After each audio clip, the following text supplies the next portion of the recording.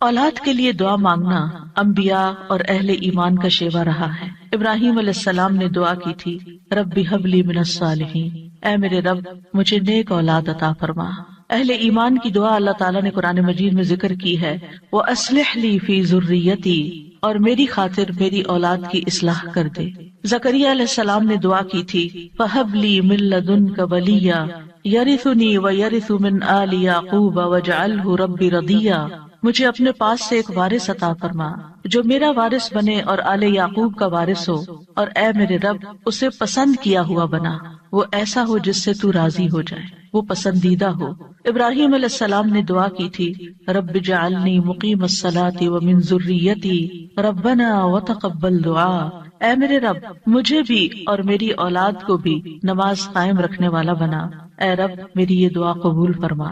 اہل ایمان ہمیشہ اپنی اولاد کے لیے دعا کرتے ہیں۔ سورۃ الفرقان کی جو آیات میں نے آپ کے سامنے پڑھی ہیں، یہ عباد الرحمان سے متعلق آیات ہیں کہ رحمان کے خاص بندے، رحمان کے پسندیدہ بندے اللہ تعالیٰ سے دعا کرتے ہیں کہ ربنا ہب لنا من ازواجنا وذریاتنا قرۃ اعین، کہ اللہ ہمیں اپنی ازواج سے اور اپنی اولاد سے آنکھوں کی ٹھنڈک عطا فرما۔ یاد رکھیے یہ دعا ہر صاحب ایمان کا شیوا ہے، ہر مومن کو یہ دعا کرتے رہنا چاہیے، چاہے ہماری اولاد نیک ہی کیوں نہ ہو، چاہے وہ فرما بردار ہی کیوں نہ ہو، چاہے وہ قرآن کی حافظ ہی کیوں نہ ہو، چاہے وہ دین کی عالم ہی کیوں نہ ہو، پھر بھی یہ دعا مانگتے رہنا چاہیے، اس لیے کہ دل رحمان کی دو انگلیوں کے درمیان ہوتا ہے، وہ جیسے چاہے انہیں پھیر سکتا ہے۔ ہمیں نہیں معلوم کہ آج اگر ہماری اولاد دین پر ہے تو کل اس کا مستقبل کیا ہوگا، اس لیے کبھی بھی اس بارے میں بے فکر نہیں ہونا چاہیے۔ نیک سے نیک ترین اولاد بھی ہو، تہجد گزار بھی ہو، صائم اور قائم ہو، لیکن پھر بھی دعا کرتے رہیں۔ اگر آپ کی اولاد نیک ہے تو آپ کی دعائیں ان کی نیکی میں استقامت اور اضافے کا سبب بنے گی، یعنی وہ مزید نیک بنے گی، ان کے اندر مزید استقامت آئے گی، اور پھر اسی طرح ان کا ایمان بھی بڑھے گا۔ اور اگر وہ نیک نہیں ہے اور اگر وہ آپ کی آنکھوں کی ٹھنڈک نہیں ہے تو اس دعا سے انشاءاللہ وہ آپ کی آنکھوں کی ٹھنڈک بنیں گے۔ تو ہم سب کو بھی یہ دعا کرتے رہنا ہے کہ اے اللہ ہماری اولاد کو نیک بنا اور ان کو متقین کا امام بنا، یعنی تقوی والوں کی صحبت میں ہوں اور تقوی والوں میں بھی سب سے آگے ہوں، تقوی والوں کو بھی مزید لیڈ کرنے والے ہوں، ان کی رہنمائی کرنے والے ہوں، اور پھر یہ کہ وہ ہماری آنکھوں کی ٹھنڈک بھی ہوں، یعنی جہاں وہ رب کے پسندیدہ ہوں وہاں وہ ہمارے لیے بھی باعث سکون ہو۔ اس کے ساتھ ساتھ انسان کے لیے لازم ہے کہ وہ اپنی اولاد کی نیک تربیت بھی کرتا رہے، کیونکہ تربیت کی کوشش کرنا جو ہے ایک صبر آزما کام ہے۔ اسی لیے اس آیت کے بعد جو آیت آتی ہے اس میں صبر کرنے والوں کی جزا جنت میں غرفہ بتائی گئی ہے۔ عربوں کے ہاں گھر کے اندر جتنے بھی کمرے ہوتے ہیں ان میں سے سب سے بہترین کمرہ غرفہ کہلاتا ہے، یعنی سب سے اعلیٰ ترین درجہ۔ تو جنت میں بھی جب غرفہ کی بات ہے تو اس سے مطلب کوئی ہائی رائز بلڈنگ نہیں ہے، کیونکہ وہ ایک جگہ پر آتا نا کہ غرفات پر غرفات مبنیہ ہوں گے، تو اس سے مراد یہ ہے کہ جنت کے اعلیٰ ترین مقامات اللہ تعالیٰ ان کو عطا کرے گا جو صبر کے ساتھ تربیت بھی کرتے رہیں گے اور صرف اپنی تربیت اور اپنی کوشش کو کافی نہیں سمجھیں گے بلکہ اللہ تعالیٰ سے دعا بھی کریں گے۔ اور بہت دفعہ ایسا بھی ہوتا ہے کہ ہم تربیت میں پوری کوشش کر لیتے ہیں لیکن اس کا اثر اولاد میں نظر نہیں آتا، اولاد آپ کی ایکسپیکٹیشن پہ پوری نہیں اترتی، آپ جیسے ان کو دیکھنا چاہتے ہیں ویسے وہ نظر نہیں آتے۔ کیا ہم نوح علیہ السلام کی تربیت پہ کوئی شک کریں گے؟ ان کے 4 بیٹے تھے جن میں سے 3 بہترین بیٹے ثابت ہوئے لیکن ایک بیٹا اپنے ہی راستے پر چل نکلا۔ اس میں انسان کی کوشش اگر ہو اور انسان کے بس میں ہو اولاد کی اصلاح تو وہ سبھی کو سیدھا کر کے رکھ دے، لیکن یاد رکھیے کوشش ہماری، دعا ہماری، اور اس میں اثر ڈالنے والا اور اس کو ہماری آنکھوں کی ٹھنڈک بنانے والا صرف اور صرف ہمارا رب ہے۔ اس لیے مومن صرف اپنی کوششوں پہ بھروسہ نہیں کرتا بلکہ وہ اپنے رب کو پکارتا رہتا ہے۔ اور پھر عام طور پر یہ ہوتا ہے کہ ہم اس دعا کو اپنی دعاؤں کا حصہ نہیں بناتے۔ ہاں، جب اولاد کی طرف سے کوئی تکلیف پہنچتی ہے، جب وہ ہماری کوئی بات نہیں مانتے یا ہمیں ناراض کرتے ہیں تو پھر ہمیں خیال آتا ہے کہ ہمیں دعا کرنی چاہیے کہ ان کی اصلاح ہو جائے اور یہ سیدھے ہو جائیں اور ہماری آنکھوں کی ٹھنڈک بن جائے۔ یاد رکھیے یہ صرف اولاد کے بگاڑ کے وقت کی دعا نہیں ہے بلکہ ہمیشہ یہ دعا کرتے رہنا چاہیے۔ اپنی روزمرہ زندگی کی خاص دعاؤں میں اس دعا کو شامل کر لیں، اپنی نمازوں میں، سجدوں میں، قبولیت کے اوقات میں اپنی اولاد کے لیے دعا کریں، کیونکہ اولاد انسان کی محبوب ترین چیزوں میں سے ہے۔ جن کو اللہ نے اولاد کی نعمت سے نوازا ہے وہ اچھی طرح سمجھ سکتے ہیں کہ ہماری زندگی میں اولاد کا کیا مقام ہے. یعنی جب تک انسان والدین نہیں بنتا، ماں باپ نہیں بنتا، وہ اس بات کو سمجھ ہی نہیں سکتا کہ اولاد کیا چیز ہوتی. کیونکہ انسان زندگی میں مختلف چیزوں سے محبت کرتا ہے، مختلف چیزوں کے ساتھ انسان کا لگاؤ ہوتا ہے، مختلف کام یا مختلف چیزیں اس کو پسند آتی ہیں. لیکن جب ایک عورت ماں بنتی ہے، ایک مرد جو ہے وہ باپ بنتا ہے، تو اس کے بعد اس کی زندگی میں جو تبدیلی آتی ہے، اس کے بعد اس کی زندگی کے اندر جو خوبصورتی آتی ہے، اس کے بعد اس کی زندگی کا جو محور اور مرکز بن جاتا ہے اور اس کی تمام توجہ کا مرکز جو چیز بن جاتی ہے، اور دن رات کی یہ ڈیوٹی 24/7 کی ہوتی ہے.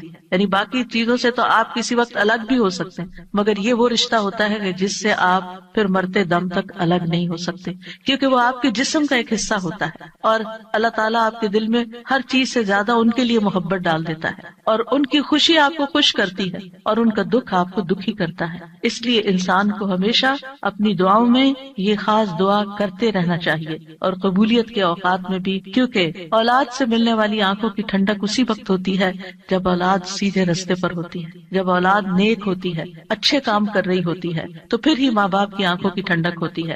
اور اس دعا کے دوسرے حصے میں اپنے لیے دعا ہے کہ اللہ ہمیں متقین کا امام بنا. یعنی اولاد جو ہے ہم اس کے ایک طرح سے امام ہوتے ہیں، جیسے حدیث میں آتا ہے نا، کلکم راع وکلکم مسئول عن رعیتہ. تو ہر ایک ہم میں سے رائی ہے، ہر ایک لیڈر، ہر ایک ذمہ دار ہے. تو اللہ تعالیٰ ہمیں ماں باپ کی حیثیت میں ایسا رول ماڈل بنا کہ ہم متقی ہوں اور ہماری اولاد بھی متقی ہو. یعنی ہماری اولاد میں بھی نیکی ہو اور پھر ہم نیکی کے ساتھ آگے ان کی رہنمائی کرنے والے ہوں. اور ویسے جنرل سینس میں دیکھیں تو اس میں انسان کو ایک ہائیسٹ مقام حاصل کرنے کی دعا یہاں سکھائی گئی ہے، اور وہ کیا کہ انسان ایسا انسان ہو کہ جسے دیکھ کر لوگ متقی بن جائیں. یعنی دوسرے لفظوں میں یہ کہ نیکیوں میں سبقت کرنے والے ہوں، نیکیوں میں آگے بڑھنے والے ہوں، تاکہ دوسرے لوگ بھی ہمیں دیکھ کر نیک بن جائیں.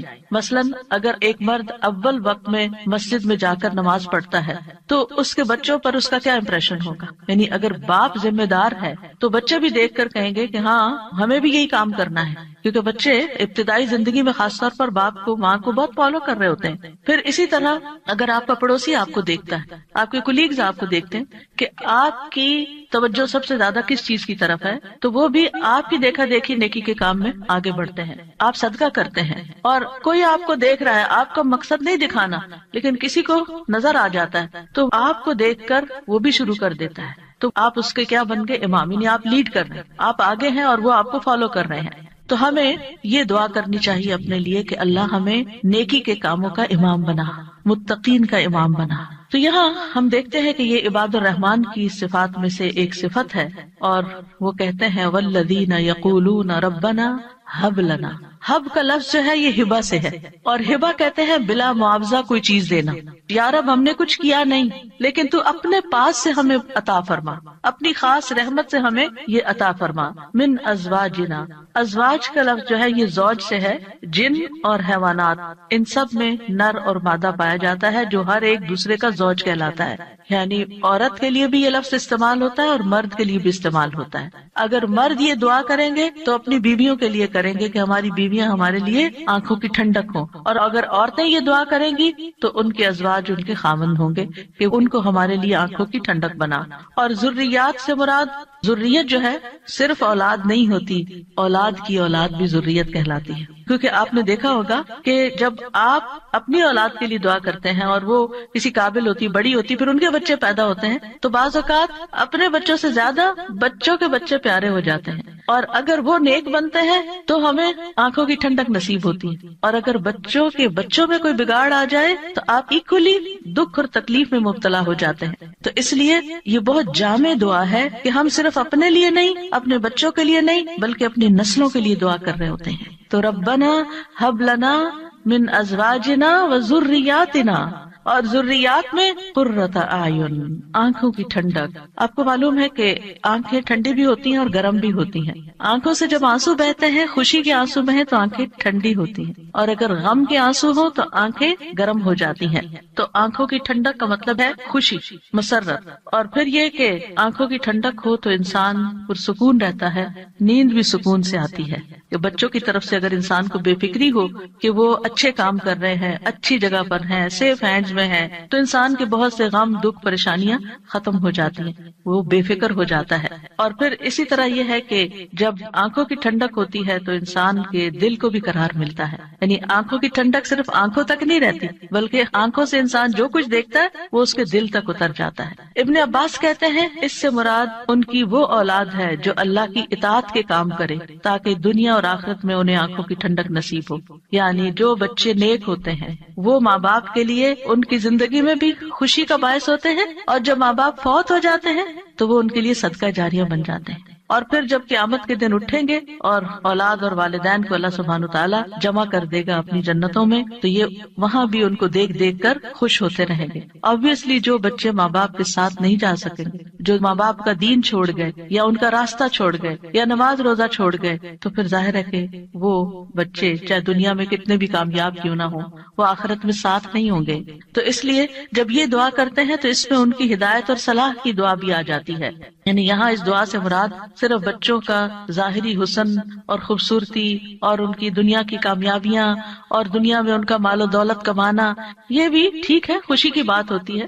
بچہ خوبصورت ہو تو ماں باپ کو بہت اچھا لگتا ہے، بچہ اگر کامیاب ہو کوئی ڈگری کر لے تو ماں باپ کو بہت اچھا لگتا ہے، بچے کو اچھی جاب مل جائے تو ماں باپ بہت خوش ہوتے ہیں. اور جو ماں باپ صرف دنیا کے لیے جیتے اور جن کا مطلب اور مقصد ایم اور گول صرف دنیا کمانا ہوتا ہے وہ انہی باتوں پر خوش ہوتے رہتے ہیں. لیکن جو اہل ایمان ہوتے ہیں ان کی خوشی صرف اس چیز میں نہیں ہوتی، ان کی خوشی اولاد کی نیکی میں ہوتی ہے کہ ہماری اولاد نیک ہو. تو جب ہم یہ کہتے ہیں کہ ہمیں آنکھوں کی ٹھنڈک عطا کر تو اس سے مطلب یہ ہوتا ہے کہ اللہ وہ تیرے اطاعت گزار ہوں، فرما بردار ہوں، خیر اور بھلائی کے کاموں میں آگے جانے والے ہوں، اللہ کی عبادت اچھے طریقے سے کرنے والے ہوں، گناہوں اور حرام کاموں سے بچنے والے ہوں. اور وجعلنا للمتقین اماما، کہ اللہ ہمارے ماتحت جتنے بھی لوگ ہیں وہ سب متقی ہوں. یعنی ایک طرف اولاد کے لیے دعا اور دوسری طرف ان لوگوں کے لیے جو ہمیں فالو کرتے ہیں یا جن کے اوپر ہم ذمہ دار بنائے گئے ہیں کہ یا اللہ ان کے اندر بھی تقویٰ پیدا کر دے. یعنی ہماری اولاد تو نیک ہو لیکن آپ کے ساتھ جو لوگ کام کر رہے ہیں جن کے آپ ذمہ دار ہیں، مثلا اگر آپ استاد ہیں اور آپ کے شاگرد ہیں یا آپ ایک لیڈر ہیں، کمیونٹی لیڈر ہیں اور آپ کے بہت سے فالوورز ہیں، یا اسی طرح اور جو بھی کام آپ لیڈرشپ رول میں کرتے ہیں، تو یا اللہ جو لوگ آپ کی جو ٹیم ہے یا اللہ اس کو بھی متقی بنا دے، اس کے اندر بھی اپنی محبت پیدا کر دے. کتنی خوبصورت دعا ہے. ظاہر ہے کہ انسان انہی لوگوں کے ساتھ ہوتا ہے، یا تو گھر میں ہوتا ہے یا باہر کام پر ہوتا ہے. جب گھر میں ہوتا ہے تو کیا ہوتا ہے، بیوی اور بچوں کو دیکھ کر انسان اپنی آنکھیں ٹھنڈی کرتا ہے، اس کو ایک پرسکون ماحول ملتا ہے. اور جب وہ گھر سے باہر ہوتا ہے، اپنی جاب پر ہوتا ہے، اپنی ٹیم کے ساتھ ہوتا ہے، تو ان کی نیکی، ان کا اخلاق، ان کا تقویٰ دیکھ دیکھ کر اس کی آنکھیں ٹھنڈی ہوتی رہتی ہیں. سنسیئر مخلص ساتھیوں کا مل جانا یہ اللہ تعالیٰ کی بہت بڑی نعمت ہوتی ہے. اور پھر آپ دیکھیے کہ یہ نہ صرف ان کے تقویٰ کی دعا ہے بلکہ جو خود متقی بننے کی خواہش رکھتا ہوگا وہی چاہے گا کہ اس کے ساتھی اور اس کے ماحول کے لوگ اور اس کے آس پاس کے لوگ تقویٰ والے ہوں. اور یہ معنی بھی اس کا بنتا ہے کہ یا اللہ تو ہمیں اتنا تقویٰ عطا کر کہ ہم متقین کے امام بن جائیں، یعنی ان متقین میں سے بھی سب سے آگے ہو تقویٰ میں. للمتقین اماما، یعنی ہمیں ہدایت کا امام بنا، لوگوں کو ہم سے ہدایت حاصل ہو، گمراہی کا امام نہ بنے. کیونکہ اللہ سبحانہ تعالیٰ نے خوش بخت لوگوں کے بارے میں فرمایا سورۃ الانبیاء میں، وَجَعَلْنَاهُمْ أَئِمَّةً يَهْدُونَ بِأَمْرِنَا وَأَوْحَيْنَا إِلَيْهِمْ فِعْلَ الْخَيْرَاتِ وَإِقَامَ الصَّلَاةِ وَإِيتَاءَ الزَّكَاةِ وَكَانُوا لَنَا عَابِدِينَ. اور ہم نے انہیں ایسے پیشوا بنایا جو ہمارے حکم کے ساتھ رہنمائی کرتے تھے، اور ہم نے ان کی طرف نیکیاں کرنے اور نماز قائم کرنے اور زکوٰۃ ادا کرنے کی وحی بھیجی، اور وہ صرف ہماری عبادت کرنے والے تھے. تو اس سے کیا پتہ چلتا ہے کہ ہم نے انہیں ایسا پیشوا بنایا جو ہمارے حکم کے ساتھ رہنمائی کرتے تھے. یہ ہے متقین کے امام کہ جو اللہ کی مرضی اور اللہ ہی کے دی ہوئی جو تعلیم اور ہدایت ہے اس کے مطابق لوگوں کو گائیڈ کرتے ہیں، صرف اپنی من پسند چیزوں یا اپنی طرف سے چیزیں ایجاد نہیں کرتے.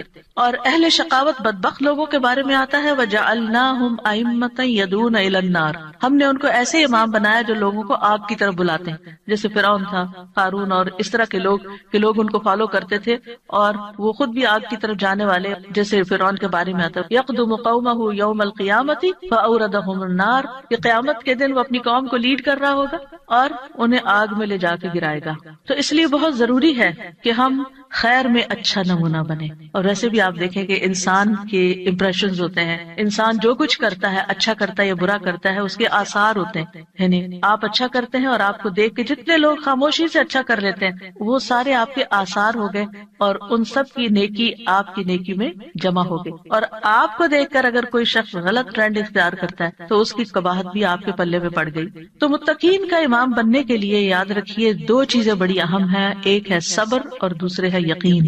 صبر اور یقین، یہ دو چیزیں ہوں تو یہ مقام حاصل کیا جا سکتا ہے. اللہ تعالیٰ فرماتے ہیں وَجَعَلْنَا مِنْهُمْ أَئِمَّةً يَهْدُونَ بِأَمْرِنَا لَمَّا صَبَرُوا وَكَانُوا بِآيَاتِنَا يُوقِنُونَ. اور جب انہوں نے صبر کیا تو ہم نے ان میں سے ایسے امام بنائے جو ہمارے حکم سے رہنمائی کرتے تھے اور وہ ہماری آیات پر یقین رکھتے تھے. یاد رکھیے ایک بچے کی تربیت صبر آزما کام ہوتا ہے، اور اس کے بارے میں ہوپ فل رہنا بھی بڑا ضروری ہوتا ہے. کیونکہ اگر ہم صبر کا دامن چھوڑ دیں اور یہ کہے کہ یہ تو ماننے والے نہیں اور یہ ہماری سنتے نہیں، ٹھیک ہے جو چاہیں کریں، اور ان کو کھلی چھٹی دے دیں، تو وہ تو بگاڑ کی آخری حد کو پہنچ جائیں گے. آپ کھلی چھٹی دے دیں گے نہیں، آپ کو اچھے اخلاق کے ساتھ، رویے کے ساتھ وقتاً فوقتاً ان کی اصلاح کا کام کرتے رہنا ہے.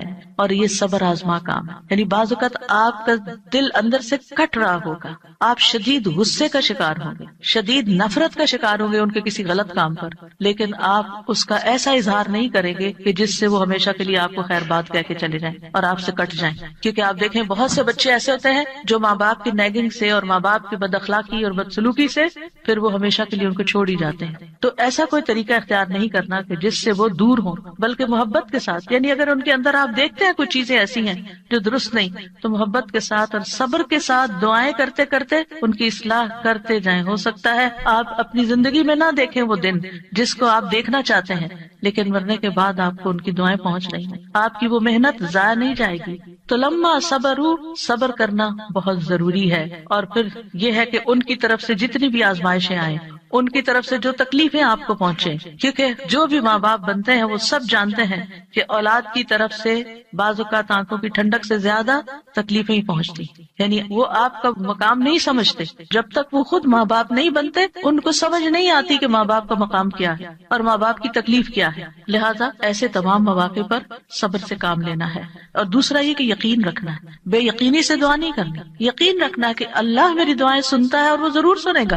لم اکم بدعائک رب شقیہ، اے رب میں تجھ سے دعا مانگ کر کبھی بدبخت ہوا ہی نہیں، تو دعاؤں کا سننے والا ہے. ایسی دعا کرنے والوں کا انجام بہت بہترین ہے. اللہ تعالیٰ فرماتے ہیں اولئک یجزون الغرفۃ، ایسے نیک بندے جن کے اندر یہ صفات ہوں، جو یہ چاہتے ہوں کہ ان کی اولاد اچھی ہو جائے، ان کے ازواج، ان کی بیوی یا شوہر اچھا ہو جائے، اور پھر صبر کے ساتھ یہ سب کام کریں، تو پھر ان کا انجام بھی بہت اچھا ہے. اور وہ کیا ہے کہ جنت کا اعلیٰ ترین مقام، جیسا کہ سورۃ العنکبوت میں آتا ہے والذین آمنوا وعملوا الصالحات لنبوئنہم من الجنۃ غرفا تجری من تحتها الانہار خالدین فیہا نعم اجر العاملین الذین صبروا وعلی ربہم یتوکلون.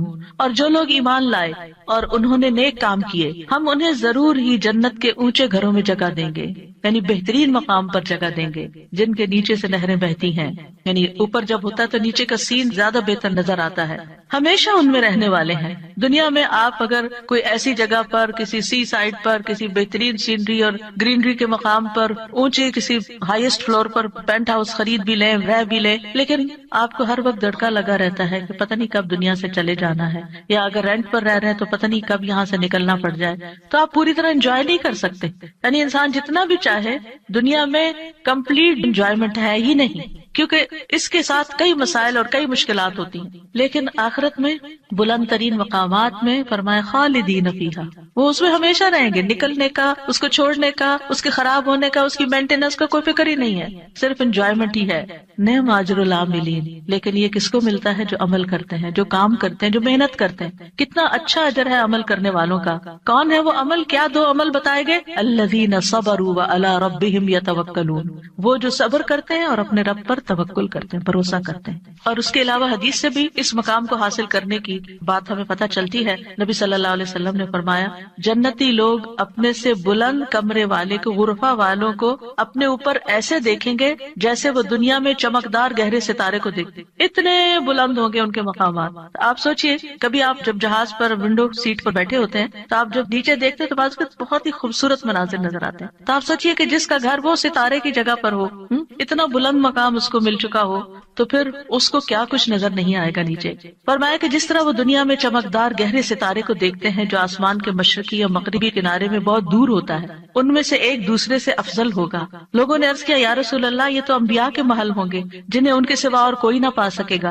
آپ نے فرمایا نہیں، اس ذات کی قسم جس کے ہاتھ میں میری جان ہے، یہ ان لوگوں کے لیے ہے جو اللہ پر ایمان لائے اور انبیاء کی تصدیق کی. ایک اور روایت میں آتا ہے بے شک جنت میں ایسے غرف ہیں جنتی ان کے باہر والے حصے کو اندر سے دیکھ سکیں گے اور اندر والے حصے کو باہر سے دیکھ سکیں گے. اللہ نے یہ ایسے شخص کے لیے تیار کیے ہیں جو لوگوں کو کھانا کھلائے اور سلام عام کرے اور رات کو نماز ادا کرے جب لوگ سو رہے ہیں. اور الحمدللہ رمضان ایسا مہینہ ہوتا ہے کہ جس میں آپ یہ تینوں کام کر سکتے ہیں. آپ کی حرص ہوتی ہے کہ زیادہ سے زیادہ لوگوں کو افطار کرایا جائے، زیادہ سے زیادہ لوگوں تک راشن پہنچایا جائے، یعنی ان کو کھلایا جائے. اور جب آپ مسجد جاتے ہیں تو تراویح بھی ہوتی ہے اور بہت سے لوگ مل جاتے ہیں تو سلام پہ سلام ہو رہا ہوتا ہے. یا دینی مجالس کا زور ہوتا ہے رمضان میں جس میں لوگ اکٹھے ہوتے ہیں تو پھر ایک دوسرے سے ملاقات کر کے سلام کے مواقع آتے ہیں. اور یہ صرف رمضان ہی کے لیے نہیں ہے بلکہ سارا سال انسان ایسے کاموں کی رغبت رکھے، ایسے کاموں سے محبت کرے. اور ان کی جنت میں وہ کیا ہوگا، وَيُلَقَّوْنَ فِيهَا تَحِيَّةً وَسَلَامًا، وہاں ان کو سلام اور دعا دی جائے گی. تحیہ کہتے ہیں زندگی کی دعا دینا، یعنی ان کے استقبال کے لیے ایسے فرشتے موجود ہوں گے جو انہیں سلام بھی کریں گے اور سلامتی کی دعائیں بھی دیں گے. جب کوئی سلامتی کی دعا آپ کو دیتا ہے تو کتنا دل خوش ہوتا ہے. تو وہاں فرشتے ان کو دعائیں دے رہے ہوں گے. اور پھر آپس میں جب ملاقاتیں ہوں گی جنتیوں کی تب بھی سلام دعا ہو رہی ہوگی. اور یہ سلامتی ان کو کس لیے ملی؟ کیونکہ دنیا میں انہوں نے گناہوں سے سلامت زندگی بسر کی. خالدین فیہا حسنت مستقرا ومقاما، ہمیشہ اس میں رہیں گے. کتنا خوبصورت ٹھکانہ، کتنا اچھا مقام. یاد رکھیے یہ دعا گھروں کی اصلاح کی بنیاد رکھتی ہے. اس میں صرف اولاد ہی نہیں بلکہ ازواج بھی، یعنی شوہر اور بیوی. آج آپ دیکھیں کہ ہر دوسرے گھر کا یہ مسئلہ بنا ہوا ہے کہ گھر میں میاں بیوی کی لڑائیاں جاری ہیں. اس سے ایک دوسرے کے اندر ایک بے چینی، اداسی، پریشانی، کاموں میں رکاوٹ اور کتنی بے شمار خرابیاں. اور سب سے بڑی بات یہ کہ آپ اپنی اولاد کے لیے ایک بہترین نمونہ ہوتے ہیں. آپ صرف آپس میں نہیں لڑتے بلکہ اپنے بچوں کو ایک برا نمونہ پیش کر کے ان کی زندگیوں کو بھی جہنم بناتے ہیں. اور پھر آپ دیکھیے کہ کوئی اور انسان ناراض ہو جائے تو اس سے انسان کو اتنی تکلیف نہیں ہوتی. حتیٰ کہ اگر ماں باپ بھی ناراض ہوتے ہیں نا تو انسان اتنی پرواہ نہیں کرتا. لیکن اگر شوہر بیوی سے یا بیوی شوہر سے ناراض ہو تو انسان کے غم کی انتہا ہوتی ہے. کسی چیز میں دل نہیں لگتا، پریشانی چھا جاتی ہے اور ہر چیز بے مزہ ہو جاتی. چاہے خوبصورت ترین محل میں آپ رہتے ہو، خوبصورت ترین لباس آپ پہنتے ہو، بہترین کھانے آپ کھاتے ہو، لیکن اگر میاں بیوی کا آپس میں پیار نہیں ہے، آپس میں اتفاق نہیں ہے، آپس میں ایک دوسرے سے خوش نہیں ہے تو زندگی کی کوئی خوشی نہیں ہوتی. تو اس لیے بہت ضروری ہے کہ اس دعا سے کام لیا جائے. اور جہاں کہیں تھوڑے بہت بھی پرابلمز ہیں وہ بھی انشاءاللہ حل ہو جائیں گے، اور جہاں بڑے مسائل ہیں اور جہاں مسائل نہیں بھی وہاں بھی یہ دعا پڑھی جائے تاکہ گھروں کے اندر ایک خوبصورتی آئے. یعنی اللہ تعالیٰ نے ہمیں منع تو نہیں کیا کہ دنیا میں ہم محبت سے زندگی نہ گزاریں، یعنی ہمیں دنیا میں بھی محبت چاہیے، آپس کی اتفاق اور پیار چاہیے. ایک محبت جو ہوتی ہے وہ انسان کی ضرورت ہوتی ہے، ایک دوسرے کی کیئر کرنا ایک ضرورت ہوتی ہے ہر انسان کی. اور اللہ سبحانہ وتعالیٰ نے جوڑے بنائے کیوں ہیں؟ قرآن مجید میں اللہ تعالیٰ فرماتے ہیں وَمِنْ آيَاتِهِ أَنْ خَلَقَ لَكُم مِّنْ أَنفُسِكُمْ أَزْوَاجًا لِتَسْكُنُوا إِلَيْهَا وَجَعَلَ بَيْنَكُم مَّوَدَّةً وَرَحْمَةً إِنَّ فِي ذَلِكَ لَآيَاتٍ لِقَوْمٍ يَتَفَكَّرُونَ. اور اس کی نشانیوں میں سے ایک یہ ہے کہ اس نے تمہاری ہی جنس سے تمہارے جوڑے پیدا کیے یا بیویاں پیدا کی تاکہ تم ان کے پاس سکون حاصل کرو، اور تمہارے درمیان محبت اور رحمت پیدا کر دی. غور و فکر کرنے والوں کے لیے اس میں کئی نشانیاں ہیں. تو اللہ سبحانہ وتعالیٰ نے شادی کا مقصد کیا رکھا ہے؟ سکون کا حصول. اور اگر شادی کے بعد انسان کا پہلا سکون بھی جاتا رہے اور سکون ہی لٹ جائے اور تکلیف اور پریشانی ہر وقت رہے تو اس نے کیا پایا؟ تو شادی کا مقصد ہی بہت ہو گیا. ٹھیک ہے شادی کے اور بھی کئی مقاصد ہو سکتے ہیں لیکن سب سے بنیادی اور اول مقصد اللہ تعالیٰ نے کیا رکھا ہے اس رشتے کے اندر؟ ایک دوسرے سے سکون، مودت اور رحمت. ایک دوسرے سے محبت بھی کریں اور ایک دوسرے پر رحم بھی کریں، ایک دوسرے کی کیئر کریں، ایک دوسرے کا خیال رکھیں، ایک دوسرے کی ضرورت کو پہچانیں. صرف خود غرضی نہ ہو کہ میری مرضی، میرا مقصد، میرا مطلب اور میں جو چاہوں صرف وہ ہو میرے پاس. نہیں، یہ بھی دیکھنا ہوگا کہ دوسرا کیا چاہتا ہے. اور جن کپلز کو یہ سمجھ آ جاتی ہے کہ دوسرے کی خواہش کیا ہے اور وہ دوسرے کی خواہش کو پورا کرنے کی کوشش کرتے ہیں تو لازماً دوسرا بھی پھر ان کی خواہش پوری کرتا ہے اور ایک خوشگوار زندگی وجود میں آتی ہے. اسی طرح اللہ تعالیٰ نے سورۃ النحل میں بھی فرمایا وَاللَّهُ جَعَلَ لَكُم مِّنْ أَنفُسِكُمْ أَزْوَاجًا وَجَعَلَ لَكُم مِّنْ أَزْوَاجِكُمْ بَنِينَ وَحَفَدًا وَرَزَقَكُم مِّنَ الطَّيِّبَاتِ أَفَبِالْبَاطِلِ يُؤْمِنُونَ وَبِنِعْمَةِ اللَّهِ هُمْ يَكْفُرُونَ. اور اللہ نے تمہارے لیے تمہارے نفسوں سے بیویاں پیدا کی اور تمہارے لیے تمہاری بیویوں سے بیٹے اور پوتے پیدا کیے. یعنی اللہ نے ان سے تمہیں اولاد دی اور اس نے تمہیں پاکیزہ چیزوں سے رزق عطا کیا. کیا پھر بھی وہ باطل پر ایمان لاتے ہیں اور اللہ کی نعمت کا انکار کرتے ہیں؟ یعنی اللہ تعالیٰ کی نعمتوں کی ناشکری کرتے ہیں. تو یاد رکھیے کہ گھروں کی اصلاح کا انحصار ازواج کی اصلاح پر ہے، آپس کے اتفاق پر ہے، اور اولاد کی اصلاح سے پہلے ازواج کی اصلاح کی بات ہے. ابن علان کہتے ہیں کہ یہ دعا یعنی ازواج کے بارے میں شروع ہوتی ہے کیونکہ اگر ازواج کی اصلاح ہو تو اولاد کی اصلاح ہوتی ہے. یعنی شوہر یا بیوی کی اصلاح ہو جائے، وہ ایک دوسرے کے لیے آنکھوں کی ٹھنڈک ہو تو اولاد خود بخود آنکھوں کی ٹھنڈک ہوتی چلی جائے گی. اور آنکھوں کی ٹھنڈک سے مراد یہ نہیں ہے صرف کہ ایک شوہر اپنی بیوی کو زیادہ خوبصورت دیکھے یا تندرست دیکھے، بلکہ اس حال میں دیکھے کہ وہ اللہ کی فرما بردار ہو. کیونکہ ایک حدیث میں آتا ہے کہ دنیا متاع اور دنیا کی سب سے بہترین متاع نیک بیوی ہے. یعنی دنیا میں جتنی بھی نعمتیں ہیں ان میں سے سب سے بڑی نعمت ایک مرد کے لیے کیا ہے؟ ایک نیک بیوی ہے، ایک اچھی بیوی ہے. اور نیکی صرف نماز روزے کا نام نہیں ہوتی، نیکی اچھے اخلاق کا نام ہوتی ہے. ایک اور حدیث میں آتا ہے نا کہ جب ایک عورت 5 وقت کی نماز پڑھے، رمضان کے روزے رکھے اور اپنے شوہر کی اطاعت کرے، جب وہ اس کو دیکھے اس کو خوش کر دے تو وہ جنت کے جس دروازے سے چاہے داخل ہو جائے. یعنی اس تعلق کی بہتری اور خوبصورتی کا اتنا زیادہ اہتمام کیا گیا ہے. اور پھر آپ دیکھیں کہ متقین کا امام بننے کے لیے انسان کو پہلے گھر میں اچھا امام بننے کی ضرورت ہے. یعنی گھر سے باہر آپ اسی صورت میں اچھے امام بن سکتے ہیں جب آپ گھر کے اندر خوبصورتی لاتے ہیں اور اس کے لیے کوشش بھی کرتے ہیں. دیکھیے کچھ رشتے ہمیں اللہ کی طرف سے بنے بنائے مل جاتے ہیں، جیسے ماں باپ کا رشتہ ہے. ماں باپ سے آپ کو انکنڈیشنل لو ملتا ہے. آپ اچھا کریں، آپ برا کریں، آپ ان کو خوش کریں، آپ ان کو ستائیں، آپ ان کے قریب ہوں، آپ ان کے دور ہوں، وہ آپ سے محبت کرتے ہی رہیں گے. آپ زندہ ہوں، آپ مر جائیں، ہر صورت میں محبت کرتے ہیں. آپ نے دیکھا ان ماؤں کو جن کا کوئی بچہ فوت ہو جائے تو وہ زندہ کو بھول گئے اسی کو یاد کرتی رہتی ہیں جو چلا گیا. قریب ہو تب بھی محبت کرتے ہیں، دور ہو تب بھی محبت کرتے ہیں. ماں باپ کی محبت انکنڈیشنل، لیکن ازواج کی محبت کنڈیشنل ہوتی ہے. اگر آپ اچھے اخلاق کا مظاہرہ کریں گے، اچھے انسان بن کر رہیں گے تو آپ کی محبت بڑھتی جائے گی. لیکن اگر آپ اپنے اخلاق کو کھو دیں گے تو پھر اس محبت میں کمی آنی شروع ہو جائے گی. تو کچھ رشتے بنے بنائے ہوتے ہیں اور کچھ کو بنانا پڑتا ہے، ان کی مینٹیننس کرنی پڑتی ہے. یاد رکھیے شادی جو ہے یہ انبیاء کا طریقہ ہے، نیک لوگوں کا طریقہ ہے، ہمارے دین کا شعار ہے. نکاح جو ہے وہ نصف ایمان ہے. یعنی ہمارے دین میں کرسچینٹی کی طرح یہ نہیں ہے کہ آپ شادی نہیں کریں، آپ نن بن جائیں، آپ فقیر بن جائیں اور آپ زیادہ نیک ہیں. نہیں، آپ شادی کر کے زیادہ نیکی کما سکتے ہیں. یعنی اسلام جو ہے وہ فطری ضروریات کو مد نظر رکھتا ہے. اللہ تعالیٰ فرماتے ہیں یقیناً آپ سے پہلے بھی ہم نے کئی رسولوں کو بھیجا اور ہم نے ان کے لیے بیویاں اور اولاد بنائی. یعنی پیغمبر بھی بیویوں والے اور اولادوں والے تھے. نبی صلی اللہ علیہ وسلم نے فرمایا نکاح میری سنت ہے، بس جو میری سنت پر عمل نہیں کرتا وہ مجھ سے نہیں. تم لوگ شادی کیا کرو. یعنی شادی کرنا بھی ایک نیکی کا کام ہے، عبادت ہے، کیونکہ میں تمہاری تعداد کی بنا پر سابقہ امتوں سے کثرت تعداد میں مقابلہ کروں گا. ایک اور روایت سے پتہ چلتا ہے کہ شادی نہ کرنے والا نبی صلی اللہ علیہ وسلم کے طریقے سے منہ موڑنے والا ہے. آپ کو یاد ہوگا کہ وہ 3 صحابہ جو نبی صلی اللہ علیہ وسلم کی ایبسنس میں حضرت عائشہ کے پاس پوچھنے گئے تھے کہ آپ کے اعمال کیا ہیں، تو جب انہوں نے بتایا تو انہوں نے کہا وہ تو اللہ کے نبی ہیں، تو اس لیے ایک نے کہا میں کبھی گوشت نہیں کھاؤں گا، دوسرے نے کہا میں کبھی رات کو نہیں سوؤں گا، تیسرے نے کہا میں کبھی شادی نہیں کروں گا۔ تو نبی صلی اللہ علیہ وسلم کو جب یہ باتیں پتہ چلی تو آپ نے اللہ تعالیٰ کی حمد و ثنا کی اور فرمایا ان لوگوں کو کیا ہو گیا ہے جنہوں نے ایسی اور ایسی باتیں کہی ہیں، میں رات میں نوافل بھی پڑھتا ہوں، سوتا بھی ہوں، نفلی روزہ رکھتا ہوں اور چھوڑ بھی دیتا ہوں، نکاح بھی کرتا ہوں، بس جو شخص میرے طریقے سے منہ موڑے گا وہ مجھ سے نہیں، یعنی وہ میری امت میں سے نہیں ہے جو میرے اس طریقے کو پسند نہ کرے۔ اللہ سبحانہ وتعالیٰ نے خود نکاح کی رغبت دلائی ہے، وَأَنكِحُوا الْأَيَامَ مِنكُمْ وَالصَّالِحِينَ مِنْ عِبَادِكُمْ وَإِمَائِكُمْ، اور اپنے میں سے بے نکاح مردوں اور عورتوں کا نکاح کر دو، اور اپنے غلاموں اور اپنی لونڈیوں میں سے جو نیک ہیں ان کا بھی۔ نکاح میں دیر کیوں کرتے ہیں عام طور پر؟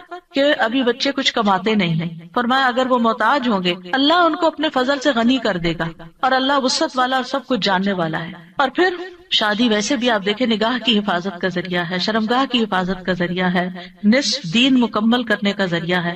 حدیث میں آتا ہے جب کوئی شخص نکاح کر لیتا ہے تو اپنا آدھا دین مکمل کر لیتا ہے، لہذا چاہیے کہ باقی آدھے دین کے بارے میں اللہ سے ڈرتا رہے۔ پھر آپ دیکھیے کہ صرف دنیا میں نہیں آخرت میں جنت میں بھی پاکیزہ جوڑے ہوں گے، وَلَهُمْ فِيهَا أَزْوَاجٌ مُطَهَّرَةٌ، پاکیزہ بیویاں ہوں گی۔ اہل جنت سے کہا جائے گا ادخلوا الجنت انتم وازواجکم تحبرون، تم اور تمہاری بیویاں جنت میں داخل ہو جاؤ، تم خوش رکھے جاؤ گے۔ فرشتے اہل ایمان اور ان کی بیویوں اور بچوں کے لیے دعائیں کرتے ہیں، کیا کہتے ہیں؟ ربنا وادخلهم جنات عدن التي وعدتهم ومن صلح من آبائهم وازواجهم وذرياتهم انك انت العزیز الحکیم، اے ہمارے رب اور انہیں ہمیشگی کے باغات میں داخل کر جن کا تو نے ان سے وعدہ کیا تھا، اور ان کے آباء و اجداد اور ان کی بیویوں اور ان کی اولادوں میں سے جو نیک ہوئے ان کو بھی جنت میں داخل کر۔ یعنی یہ فرشتے اہل ایمان کے لیے دعا کرتے ہیں۔ اور جنت میں کوئی بھی کمارا نہیں ہوگا، یعنی جن لوگوں کی دنیا میں شادی نہیں ہوئی ان کو بھی اللہ تعالیٰ جوڑے عطا کرے گا، اور جن کے شوہر پہلے فوت ہو گئے یا بیوی فوت ہو گئی، یا ایک نیک تھا اور ایک جنت میں نہیں گیا دوسرا جہنم میں چلا گیا، تو ان کو بھی اللہ تعالیٰ وہاں جوڑے عطا کرے گا۔ اور کوئی بھی ایسا نہیں ہوگا کہ جو تنہائی کا شکار ہو، آئسولیشن کا شکار ہو، کیونکہ انسان کی زندگی میں اگر کمپینین ہوتا ہے تو انسان کے لیے سکون کا باعث ہوتا ہے، اور خاص طور پر اگر نیک بیوی ہو۔ قرآن مجید میں آتا ہے فالصالحات قانتات، نیک عورتیں وہ ہیں جو شوہروں کی فرما بردار ہوں، ان کی بات ماننے والی ہوں، اور ان کی عدم موجودگی میں اللہ کی حفاظت میں ان کے حقوق کی حفاظت کرنے والی، یعنی اپنی جان اور مال کی حفاظت کریں جب شوہر نہ بھی موجود ہوں۔ پھر ہمیں یہ کہا گیا ہے کہ پاک دامن عورت سے شادی کی جائے، اور عورت سے شادی کا معیار کیا رکھا گیا؟ نبی صلی اللہ علیہ وسلم نے فرمایا عورت سے 4 چیزوں کی وجہ سے نکاح کیا جاتا ہے، اس کے مال و دولت کی وجہ سے، یا اس کے حسب نسب کی وجہ سے، یا اس کی خوبصورتی کی وجہ سے، یا اس کی دینداری کی وجہ سے۔ تیرے ہاتھ خاک آلود ہوں، دیندار عورت سے شادی کر کے کامیابی حاصل کرو، کیونکہ اگر دین والی تمہارے گھر میں آئے گی تو اللہ سے ڈرنے والی ہوگی، اس کا اخلاق اچھا ہوگا، اس کے اندر بگاڑ نہیں ہوگا، تمہیں اس کو بار بار نماز کی پابندی کے لیے نہیں کہنا پڑے گا، اس کو نیکی کی طرف لانے کے لیے بہت ایفرٹ نہیں کرنی پڑے گی۔ اور پھر آپ دیکھیں کہ ایک ماں کے اوپر انحصار ہوتا ہے کہ بچوں کی کیا تربیت کرتی ہے، کیونکہ تربیت اولاد باپ کا حصہ کم ہوتا ہے، ماں کا حصہ زیادہ ہوتا ہے۔ اگر ایک بچہ اپنی ماں کو نیک دیکھتا ہے تو اس کے اندر ایک نیکی کی محبت پیدا ہوتی ہے۔ تو بہرحال یہ رشتے جو ہیں ان کے لیے دعا بھی ہے، اور اس کے ساتھ ساتھ انتخاب بھی اچھا ہو، اور پھر ان کو بنانے کے لیے کوشش بھی رہے۔ اللہ تعالیٰ مردوں کو حکم دیتے ہیں وَعَاشِرُوهُنَّ بِالْمَعْرُوفِ، عورتوں کے ساتھ بھلے طریقے سے زندگی بسر کرو، یعنی ان کے حقوق ادا کرو، اور ایک دوسرے سے محبت کرنا جو ہے یہ بھی دین کا حصہ ہے۔ عقبہ بن عامر کہتے ہیں میں نے رسول اللہ صلی اللہ علیہ وسلم کو یہ فرماتے ہوئے سنا کہ اسلام میں جائز لہو میں 3 چیزیں آتی ہیں: انسان کا اپنی بیوی کے ساتھ دل لگی میں مصروف ہونا، ہنسی مذاق کرنا، اپنے گھوڑے کی دیکھ بھال کرنا یعنی اس کے ساتھ ٹائم سپینڈ کرنا، اور تیر اندازی کرنا۔ بظاہر دیکھا جائے تو یہ ٹائم ویسٹر بھی ہو سکتے ہیں، لیکن یہ ہمارے دین میں ایک نیکی تصور کیے جاتے ہیں۔ یہ شغل جو ہے یا یہ ہابیز جو ہیں یہ پسندیدہ ہے۔ پھر یہ ہے کہ شوہر اور بیوی کو ایک دوسرے کا حق ادا کرنا ہے، کیونکہ یہ حقوق اللہ نے ایک دوسرے کے ذمے رکھے ہیں، اور اللہ تعالیٰ قیامت کے دن پوچھے گا۔ بعض اوقات ایک بیوی یہ کہتی ہے کہ میں شوہر کا حق نہیں دیتی کیونکہ وہ بھی میری فلاں بات نہیں مانتا، یا شوہر یہ کہتا ہے میں بیوی کا حق نہیں دیتا کیونکہ میری وہ فلاں بات نہیں مانتی۔ نہیں، جب تک آپ اس رشتے میں ہیں دونوں کو ایک دوسرے کا حق دیتے رہنا چاہیے۔ اور کیوں دینا چاہیے؟ کہ اللہ کا حکم ہے، اس لیے نہیں کہ شوہر خوش ہوگا یا بیوی خوش ہوگی، اس لیے کہ میرے رب کا حکم ہے، اس لیے مجھے یہ کام کرنا ہے۔ اور جب آپ رب کو راضی کرتے ہیں تو رب بندوں کو بھی آپ سے راضی کر دیتا ہے۔ پھر اسی طرح یہ ہے کہ ایک دوسرے سے اچھے اخلاق اخلاق کے ساتھ پیش آنا.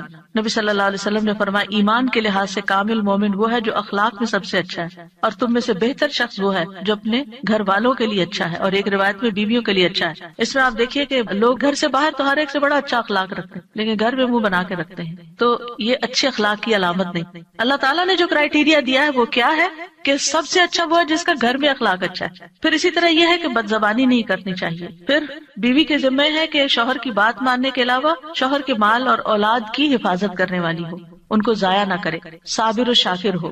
شوہر کی ذمہ داری کیا ہے کہ گھر والوں پر خوشی سے خرچ کرے، اور نبی صلی اللہ علیہ وسلم نے فرمایا جو شخص اپنے اوپر خرچ کرتا ہے تاکہ وہ اس کے ذریعے لوگوں سے مانگنے سے بچے، وہ اس کے لیے صدقہ ہے. یعنی آپ اپنی پرسنل نیڈز کے لیے اسپینڈ کرتے ہیں، یہ بھی صدقہ ہے. جو شخص اپنی بیوی اور بچوں اور اپنے گھر والوں پر خرچ کرتا ہے وہ بھی صدقہ شمار ہو جاتا ہے. یعنی شوہر کے نامہ اعمال میں وہ نیکی لکھی جاتی ہے کہ یہ اپنی بیوی پر بچوں پر خرچ کرنے والا ہے. پھر اسی طرح اچھے گزران کا اصول کیا ہے کہ ایک دوسرے کی اچھی عادتوں پر نظر رکھی جائے اور بری عادتوں کو اگنور کیا جائے. اگر ہم نے یہ ایکویشن بدلی کہ بری عادتوں کو ہر وقت ہائی لائٹ کیا، تم یہ نہیں کرتی، تم یہ نہیں کرتے، تم یہ نہیں کرتی، تم یہ نہیں کرتے، تو پھر زندگی جہنم بن سکتی ہے. کیونکہ ہر وقت اگر انسان اسی میں کڑتا رہے کہ اس شخص میں کیا خرابی ہے، کیا نہیں ہے، کیا کون سی برائی ہے، کون سی غلط عادت ہے، اور اسی پر لڑائی جھگڑا کرتا رہے، تو زندگی میں انجوائمنٹ نہیں رہتی. بلکہ اس کے برعکس نبی صلی اللہ علیہ وسلم نے یہ فرمایا کوئی مومن شخص کسی مومن عورت سے بغض نہ رکھے، یعنی بیوی سے نفرت نہیں کرنی چاہیے.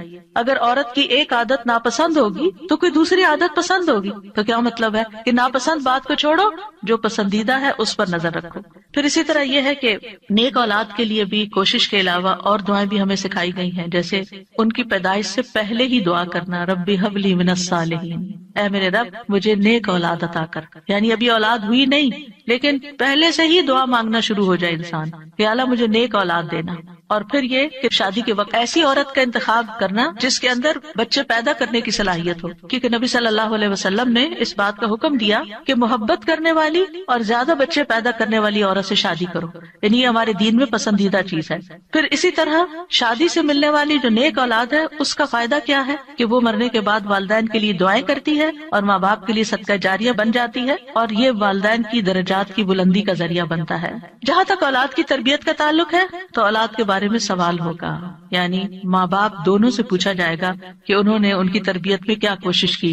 پھر اسی طرح اولاد کا پہلا حق کیا ہے؟ حدیث میں آتا ہے نبی صلی اللہ علیہ وسلم نے فرمایا اپنے نطفوں کے لیے اچھی عورت کا انتخاب کرو، یعنی نیک عورت کا انتخاب کرو، اور دین میں ہم پلہ عورتوں سے نکاح کرو اور ہم پلہ مردوں کو اپنی بیٹیوں کا نکاح کر کے دو. پھر اسی طرح اچھے باپ کا انتخاب. رسول اللہ صلی اللہ علیہ وسلم نے فرمایا جب ایسا شخص تمہارے پاس نکاح کا پیغام بھیجے جس کے دین اور اخلاق سے تم مطمئن ہو تو اس سے اپنی بیٹی کا نکاح کرو. یعنی اوباش آوارہ لڑکے ہوں تو پھر ان کے ساتھ شادی نہیں کرو، کیونکہ شادی کے بعد کیا ہوگا، آپ کی بیٹی کو مصیبت میں ڈال دے گا. فرمایا اگر ایسا نہیں کرو گے تو زمین میں فتنہ اور زبردست فساد برپا ہوگا، یعنی پھر فساد ہی فساد، بگاڑ ہی بگاڑ. پھر اسی طرح ولادت سے پہلے شیطان سے حفاظت کی دعا سکھائی گئی کہ جب شوہر بیوی ایک دوسرے سے ملیں تو دعا پڑھیں، جیسے حضرت مریم کی والدہ نے دعا پڑھی تھی وَإِنِّي أُعِيذُهَا بِكَ وَذُرِّيَّتَهَا مِنَ الشَّيْطَانِ الرَّجِيمِ. کتنی خوبصورت دعا ہے کہ اللہ میں اس بچی کو بھی اور اس کی آئندہ آنے والی ذریت کو بھی تیری پناہ میں دیتی ہوں شیطان سے بچا کر. پھر یہ کہ بچوں کو سب سے پہلے توحید سکھانی چاہیے، بچپن سے ہی بچوں کے اندر اللہ کا ڈر پیدا کرنا چاہیے، دین کی تعلیم سیکھنے میں رغبت دلانی چاہیے، اچھے اخلاق کی تعلیم دینی چاہیے، ہر چیز کے مینر سکھانے چاہیے. اور پھر اس کے لیے اگر سرزنش بھی کرنی پڑے، ڈانٹنا بھی پڑے تو اس میں بھی کوئی حرج نہیں ہے. اپنے ساتھ نیک کاموں میں شامل کرنا چاہیے، جیسے ابراہیم علیہ السلام نے کیا کیا تھا، کعبہ کی تعمیر میں کس کو ساتھ شامل کیا تھا، اسماعیل علیہ السلام. پھر اولاد کے درمیان عدل کرنا چاہیے، بچوں سے پیار کرنا چاہیے. کچھ ماں باپ بچوں سے پیار نہیں کرتے، ایسے والدین کی مذمت کی گئی ہے. پھر اولاد کے بالغ ہو جانے کے بعد ان کی شادی بھی کرنی چاہیے، یعنی اس بات کی بھی فکر ہونی چاہیے. ابن عباس کہا کرتے تھے جس کو اللہ بیٹا عطا کرے اس کو چاہیے کہ اس کا اچھا نام رکھے، اس کی اچھی تربیت کرے، جب وہ بالغ ہو تو اس کی شادی کر دے. سعید بن عاص کہا کرتے تھے اگر میں اپنے بچے کو قرآن کی تعلیم دے دوں، اس کو حج کروا دوں، اس کی شادی کر دوں تو میں نے اس کا حق ادا کر دیا اور میرا جو اس پر حق ہے وہ باقی ہے. یعنی بچوں کے اوپر حق پھر بھی باقی رہے، لیکن ماں باپ نے اپنا فرض پورا کر دیا اگر یہ 3 کام کر لیے. کون سے؟ قرآن کی تعلیم دے دی، حج کروا دیا، شادی کر دی. اس کے بعد وہ اپنے ذمہ دار خود ہیں، لیکن بچوں کے اوپر ماں باپ کی ذمہ داری مرتے دم تک رہتی ہے. قتادہ کہتے ہیں اگر لڑکا بالغ ہو جائے اور اس کا باپ شادی نہ کرے بچے کی اور وہ کسی بے حیائی کا ارتکاب کرے یعنی کسی برائی میں پڑ جائے تو باپ گناہگار ہوگا. یعنی وہ لڑکا تو ہوگا ہی یا لڑکی تو ہوگی ہی لیکن ماں باپ بھی گناہگار ہوں گے. تو اس لیے شادی کے معاملے میں انسان کوشش ضرور کرے. رشتہ نہیں ملتا یا کوئی اسباب نہیں بن رہے تو وہ الگ بات ہے, لیکن ماں باپ کو اس بات کی فکر ہونی چاہیے کیونکہ دیکھا گیا کہ وقت کے ساتھ ساتھ یہ فکر ختم ہو گئی ہے اور بعض ماں باپ نے تو یہ چیز اولاد پر ہی چھوڑ دی ہے. پھر اسی طرح یہ بھی خوشخبری سن لیجئے کہ والدین کی دعائیں اپنی اولاد کے حق میں قبول ہوتی ہیں. اس لیے بچوں کے لیے زیادہ سے زیادہ دعائیں کیا کریں. یعنی خاص طور پر اگر بچے جو ہے وہ دور ہوں یا آپ کی ایکسپیکٹیشن پہ پورے نہیں اتر رہے ہوں تو ان کو اپنی دعاؤں میں یاد رکھیں. نبی صلی اللہ علیہ وسلم نے فرمایا 3 قسم کے لوگوں کی دعائیں قبول ہوتی ہیں اور ان کی قبولیت میں کوئی شک و شبہ نہیں. مظلوم کی دعا, مسافر کی دعا اور والد کی اپنے اولاد کے لیے دعا. تو اس لیے ہمیں دعائیں کرتے رہنا چاہیے اور ان دعاؤں میں ربنا حب لنا من ازواجنا, جن کو آتی ہے وہ بھی پڑھے, ربنا حب لنا من ازواجنا وذریاتنا قرۃ اعین وجعلنا للمتقین اماما. اب اس میں آپ دیکھیے کہ آپ نے فوکس کرنا ہے ازواج, ذریات اور پھر للمتقین اماما, للمتقین اماما. اس میں وہ لوگ بھی آ جاتے ہیں جن کی ازواج نہیں یا جن کی اولاد نہیں, تو وہ کیا ہے, متقین کے امام. کیونکہ آپ دیکھیے کہ حضرت عائشہ رضی اللہ تعالیٰ عنہا جو تھی بہت ینگ ایج میں 18 ایئرس کی تھی کہ وہ بیوہ ہو گئی تھی, بہت چھوٹی عمر میں. لیکن آپ کو معلوم ہے ان کے شاگردوں کی تعداد کتنی زیادہ. ایک تو کچھ ڈائریکٹ شاگرد تھے نا, اور ایک آج تک ہم سب شاگرد ہیں ان کے. انہوں نے جو احادیث روایت کی, یعنی وہ ان صحابہ میں سے تھی جو مکثرین تھے جن کی احادیث کی تعداد ہزاروں میں پہنچتی. تو انہوں نے جو احادیث روایت کی اور لوگوں نے جو پڑھی اور آگے پڑھائی اور سکھائی وہ سب ان کے شاگرد بنتے ہیں. تو ایسے لوگ جو وہ علم حاصل کرتے ہیں اور وہ تقوی حاصل کرتے ہیں تو یہ بھی ایک لیڈرشپ ہوتی ہے. ہو سکتا ہے کہ یہ لیکچر کچھ ایسے لوگ بھی سن رہے ہوں کہ جن کی ابھی شادی نہیں ہوئی, یا شادی ہوئی تو شوہر نہیں ہے, شوہر چلا گیا دنیا سے یا ڈیورس ہو گئی, یا پھر یہ کہ شادی ہوئی شوہر ساتھ ہے لیکن بچے نہیں ہوئے, یا یہ کہ بچے ہوئے اور فوت ہو گئے. یعنی کئی سیناریوز ہیں.